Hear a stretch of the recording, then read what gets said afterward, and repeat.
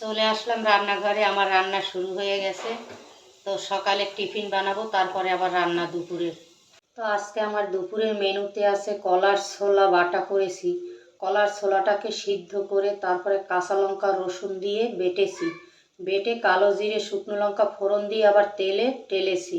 আর ইলিশ মাছের মাথা করেছি ধনে পাতা দিয়ে সরিষা বাটা দিয়ে। মাছ আছে নিচে চলে গেছে, মাছটা একটু শুকা হয়ে গেছে।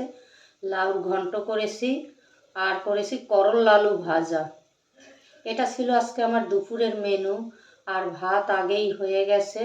দেখো হাঁড়িটা ছোট বলে একদম ভাত ভরে গেছে হাঁড়ি। তো এই ছিল আজকে দুপুরে মেনু, আর কিছু রান্না করিনি। তো এবারে আসি, আবার দেখা হবে পরবর্তী ভিডিওতে। তোমরা ভালো থেকো, সুস্থ থেকো, এই শুভ কামনায় আজকের মতো রাখি। আবার দেখা হবে পরবর্তী ভিডিওতে। টাটা।